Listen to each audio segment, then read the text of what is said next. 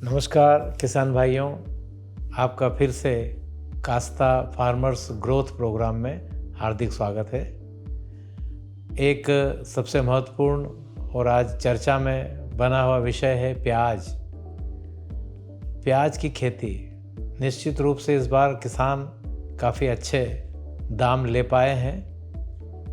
उम्मीद है कि इस बार प्याज का रकबा भी बढ़ेगा। प्याज काफ़ी किसान लगाना चाहते हैं, तो प्याज की कुछ महत्वपूर्ण बातें स्टार्ट में अगर अपन ध्यान रखें तो इस बार हम प्याज का अच्छा उत्पादन ले पाएंगे। आज के लायक प्याज की कुछ बातें।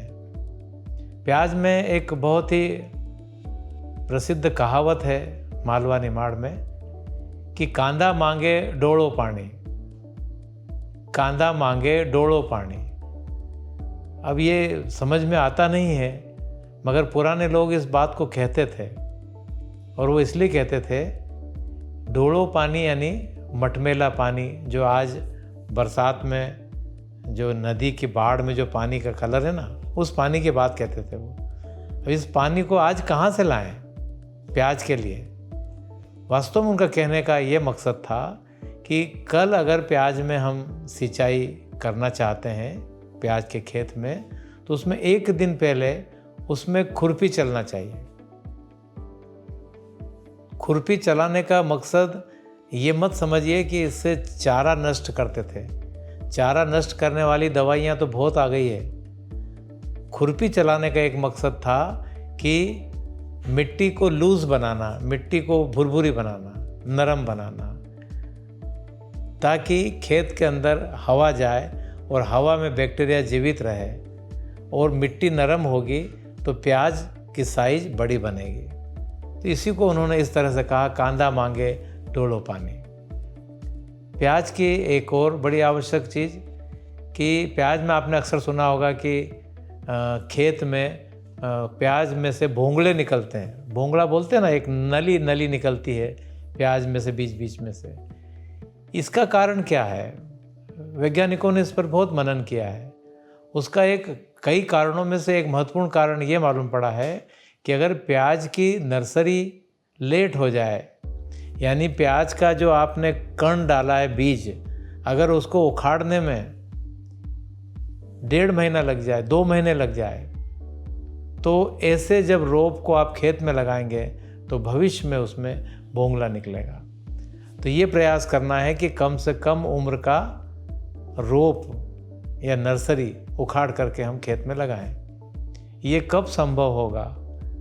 ये जब हम खेत की तैयारी करें, जिस जगह पर हम प्याज का बीज बोने वाले हैं उस जगह पर भरपूर मात्रा में गोबर की अच्छी सड़ी हुई खाद ज़रूर इस्तेमाल करें। रासायनिक खाद तो डालना ही है, डीएपी डालना है, पोटाश डालना है, थोड़ा यूरिया भी डालना है, सल्फर ज़रूर डालना है, मगर साथ में गोबर की खाद भरपूर होना चाहिए। इसके बाद में ये मैं वहाँ की बात कह रहा हूँ जहाँ आप नर्सरी लगाएंगे, उतनी जगह की बात कह रहा हूँ। एक चीज़ जो अक्सर हम चूक जाते हैं, खाद करते रहते हैं, पर इसके लिए आवश्यक एक घर की चीज़ है, वो है राख। राख इसमें डालना पड़ेगी, कहीं से भी लाओ राख। राख अगर उतनी जगह में आपने भरपूर डाल दी है गोबर के खाद के साथ में, तो फिर ये आपकी ज़मीन जो है वो नर्सरी के लायक हो गई। जैसे आप बीज लगाएंगे, बीज उगेंगे, उगते ही बराबर जैसे आपका पौधा ऊपर निकलना शुरू हुआ और जब जड़ नीचे जाना शुरू हुई, तो इस जड़ को जब गोबर की खाद और राख मिलेगी तो जड़ को कोई रोकने वाला नहीं मिलेगा, और अगर जड़ नहीं रुकेगी तो पौधा भी नहीं रुकेगी। इसी को कहते हैं रूट फास्ट तो फ्रूट फास्ट। जड़ को अगर अपन तेज़ी से चला सकें तो पौधे को तेज़ी से चलने से कोई नहीं रोक सकता। और जो पौधा आप 50 दिन में, 60 दिन में लगाने की कोशिश कर रहे हैं, वो पौधा आपके यहाँ एकदम 1.5 महीने में लगने के लायक हो जाएगा। ये होना चाहिए।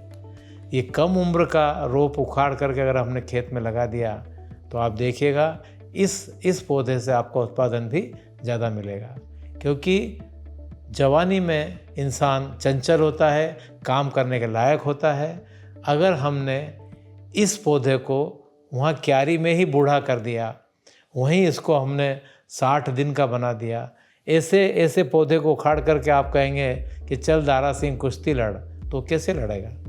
उसमें बीमारियां तो वहीं घुस गई है। कई जगह लोग गलती करते हैं कि प्याज की नर्सरी के दौरान ही मैंने उसके अंदर फूल आते हुए देखा है। इतना लेट नर्सरी, ये कोई काम की नर्सरी नहीं होती है।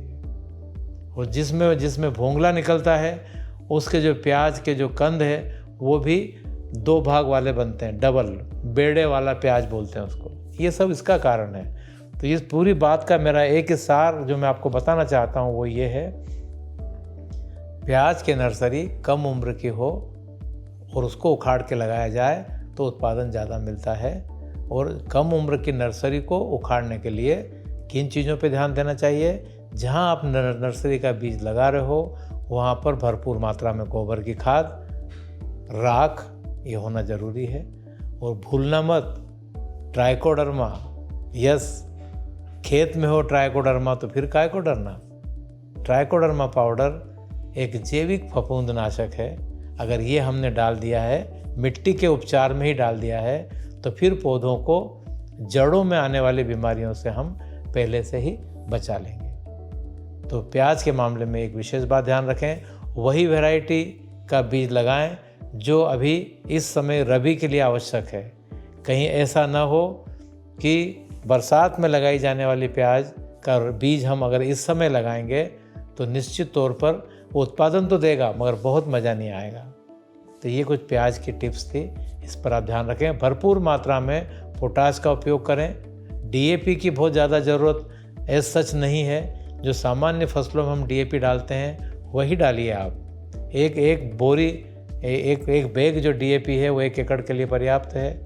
पर पोटाश कम से कम 40 किलो ज़रूर डालना चाहिए। दूसरी फसलों में तो 20 किलो में काम हो जाएगा तुम्हारे गेहूं में, मगर प्याज में, लहसुन में potash 40 kilo muriate of potash 1 एकड़ से कम नहीं डालना चाहिए। सल्फ़र की पूर्ति ज़रूर कर दें। ये कंद वाली फसलें हैं, इनको सल्फ़र की ज़रूरत होती है। तो आज के लिए यही खास बात। किसान भाइयों, ये जानकारी आपको अच्छी लगी होगी, हम उम्मीद करते हैं। बस इसी तरह की नित नई जानकारी के लिए आप हमारे काश्ता यूट्यूब चैनल को फॉलो करें, हमारे से संपर्क में रहें। आपके महत्वपूर्ण सुझावों का भी हम स्वागत करेंगे।